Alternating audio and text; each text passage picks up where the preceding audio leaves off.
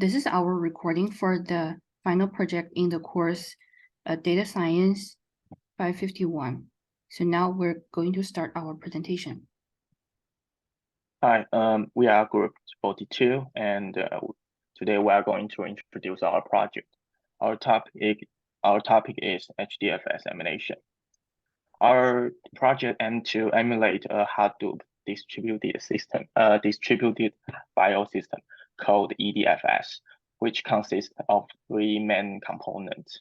The first one is called the HDFS.py. This file is a client endpoint that receives user commands via data length and then passes them to the server side. Second, the server.py stores and serves data blocks for files in the HDFS. Next, datanode.py manages the directory structure and file-to-block mapping for the system. These three files are connected by using the Python socket library. In addition, we also create a web-based UI that allow users to interact with HDFS, such as uploading and downloading files, exploring the directory structure, and viewing file blocks. First, I will start with HDFS.py. The library we used are IP address, socket, SYS, OS, pathlib, and subprocess. Commands include ls, rmput, get, mkdir, rmdir, cat, and fs. For the assumption, if the name contains a dot, and then it will be determined as a file. To test our code, we use two test files. One is example1.json, and the other one is truenews.csv, as you can see here. And next, I will briefly talk about each command and its format. The format is similar to the command in real HDFS. The first, ls can list files and directories in the system, and mkdir can create a directory in the system. Now I will show you the example in the terminal. Now ls list no data because now the name node is empty. And now we create a directory called test. Then we can see the directory is created. And the metadata is stored in the records.json, this file. As you can see, this is a directory called test. Next, put function can transfer a file from a local machine to the system. And here I want to upload two files in our system.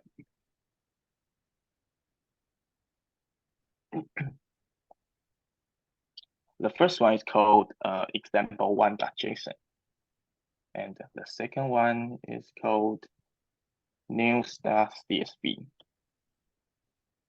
Then you can see the metadata is stored in the record.json. This is the first one and the second one. Okay. Next, cat function can read and show the contents of a file in the system, and fs can return the size of a file in the system. Now, let's see the content of example1.json. You can see here it's shown in the terminal. And we also can use fs command to return the file size. Now, this file size is 53.58. You can see here. And next, get function can transfer a file from the system to the local machine. So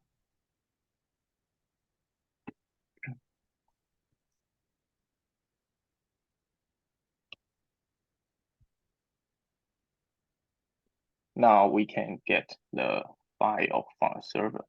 As you can see here, get file from server.csv. And next, rm command can remove a file in the system. And here I decided to remove two files. First one is JSON file, and the second one is news.csv. So now, as you can see, under the test directory, the content is empty. And the last one is called imdir. This command can remove a directory in the system. So let's remove this.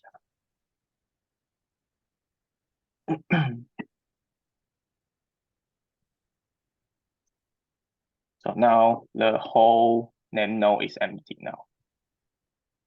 And if the command doesn't follow the format, then an error message will show up, remind the user how to use the command correctly. As you can see here, like the code here. For each command here, provide a correct command format. Okay, that's all my part. Thanks.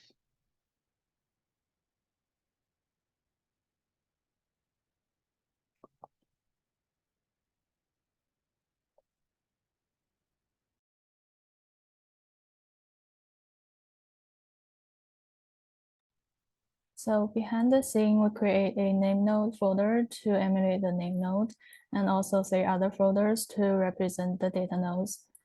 All metadata are saved in our records.json under the name node folder. By using this format, we can read in the metadata as a dictionary object, with keys being directories names or file names and values storing the contents of a directory or information about the file. The first field list would store information associated with all the blocks, its names, and also which 2 data nodes we can go to find a replica. And the last list is added there to simply record the file size. In HDFS.py, we first use the subprocess method to start our server, and we leave it a few 0.8 seconds for it to check if the folders have already been created. If not, they will be. Then we use the socket library to build the connection, and we also utilize the device's IP address and the port number 5050 to find them. Then the script would do preliminary check of the command, measure its length, and tell the server, and then send over the actual command. In server.py, we read each of the 8 commands a individual function, but also there are a few helper functions I'd like to go over first. Here we have insertDict function, which takes the dictionary object, dives into it, and adds the key value pair to the specified directory. Similarly, we have dropDict function, which removes item from a directory. And also we have findDictionary function. Many other functions call it to first determine if a directory exists first. And if not, it will simply return the error message. One thing to notice is that all these 3 functions only operate on the metadata. The one that read and write from files are those in the nameNode.py, which I will cover later. Now, our else should first confirm that the directory exists. If it does, it will go over the items in it and return the names. If not, it will simply return the error message it received from the find directory function. RM checks for 2 things: whether the parent directory exists and whether the file is in that directory. If it gets past those 2, it gets to delete the record from metadata and also go to the data nodes to delete the blocks. Boot checks the existence of parent directory as well. Then it calculates the file size to see if the chunking is needed. If it's not, the script can simply read from the original file and call the write-to-node function for the writing. Otherwise, it will create a temp folder to store the chunks temporarily and then call the write-to-node function to create the replicas. The write-to-node function takes a variable called local, which is basically a boolean, to determine if the chunking happened or not. And then it can handle its task accordingly. The last step input is to update the metadata, as you can see here. The get function takes advantage of the cat function, which returns the content of the file. So the get function can simply write it to a file on the local system. mkdir also checks parents directory's existence, and it will modify the metadata if it can proceed.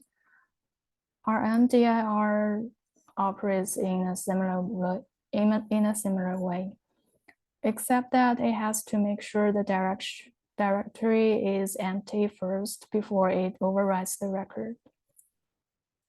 Then the cat function uses the read from node function to get contents from each block and concatenates them together. It will return the string of the full content.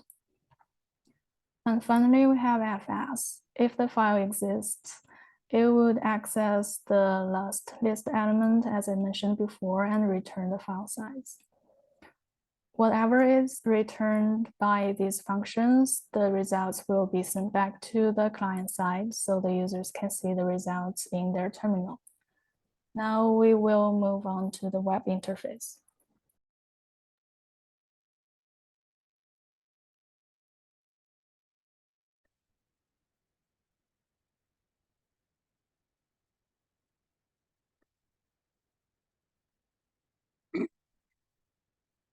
Now I'm going to talking about the web page interface, which is a UI. The basic strategy and steps are 3 parts. The first part is to design the web application that allows user to interact with the HDFS.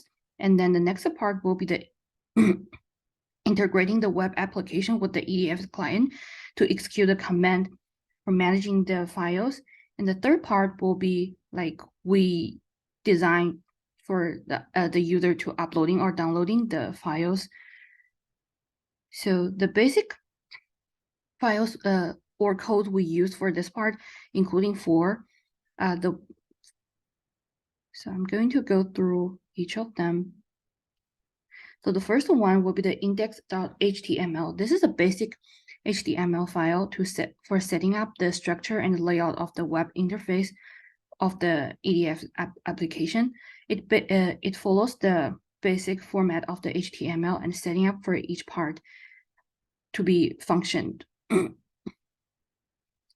the next file is the index.css. This one is the file for defining the style rule of the visual appearance and the layout for the different elements on the web page. So basically, it's about the font, the color, how the tree view look like, and the button. So the next part is about the index.js. This one is a JavaScript that responds to the managing the file operation, conducting and displaying the JSON tree view, and handling the user interaction and operation on the UI page. So the basic function will be workable with the different defined modules or libraries. These are the basic introduction for each of the module we use or functions. So how it works, basically when we're starting to loading the page, the display JSON tree function will start working, which means it will be called to create and display the tree view for the file system structure. The tree view is able to show the directory, the files, and blocks. The user can click on any of these to view those parts. And when the user click on the file or directory on the UI page, the button content will be changed to the either uploading or downloading. Meanwhile, the user can also click on the block to open the content context of the associated files in the new window to see how it look like.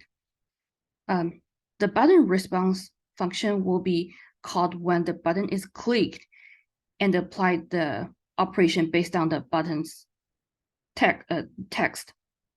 And then it goes to the load file function. It will take care of the fetching and displaying the content in the tree view if the user needs to check the data blocks. And then at last, the get block function will be used to get block location from the record and used for the tree view. So the next file we use is called the app.js. This one is basically the main entry point, and it will ensure the UI can be execute the Python script and communicate with the server, like the back end, to perform the different operations. And it will listen to the request on the port 3000, which we set up here, to reform the command and use it to run the HDFS.py. So these are the basic functions we use and included in the code. How it work for the whole processing, the first we need to import the necessary statement or the modules to set up the server handling the course and performing the operation on Python files. With the imported module of the Express and course, it created an instance of the Express app, is showing here, and enabled the course to work for the all routes, which will make sure the course request from the front end can be accepted by the backend server. Then it will configure the static file for the server that is accessible to the clients. At the same time, this file also defines the HDFS route. When the server receives the request, it will extract 3 parameters and decoding them and also combine them together into the command for running the Python script HDFS.py. Meanwhile, we set up the port, as we talked about before, as the 3000 in both the app.js and index.js. When the index.js send a request to the server's HDFS route with a specific operation for either uploading or downloading, the server will run the Python script with the parameter and return the response back to the front end for displaying. So to be specific, when we need to run in the UI, so we will also require a node.js. This is the JavaScript running a runtime environment that allows user to run the JavaScript outside of the web browser. So it also connect with the HDFS.py and run the HDFS.py by using the command. So the first we need to open on the one terminal and run the node app.js. And then in the new terminal window, we need to run the HTTP server. It will generate a localhost server and show the UI page. This is how the UI page shows. We didn't do too much the design for that, but basically it's including 2 parts. The left part is to showing how the data JSON tree will look like, and the right part will be the HDFS and local system. For the HDFS, this is actually getting the location of the file and folder in the HDFS, and the local system will getting the location of the file or folder from the local system. Both of them need to be manually input the file or folder name for downloading and uploading. So before we finish our presentation, Mingyu is going to showing how the web page look like.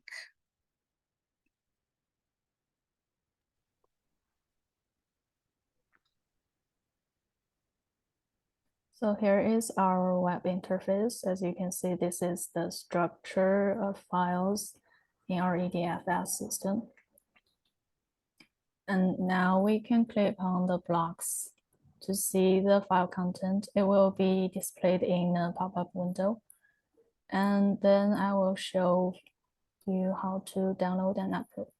To download the file, we click on the file name first. The path will change, and then we manually input the path to our local device.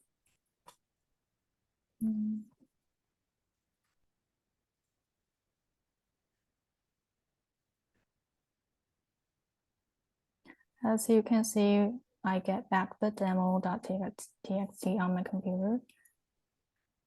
And also to upload a file, we click on directory, input the desired name, and then refresh the page, we'll see the change. That's pretty much about our product. Thank you for listening. Thank you for your watching.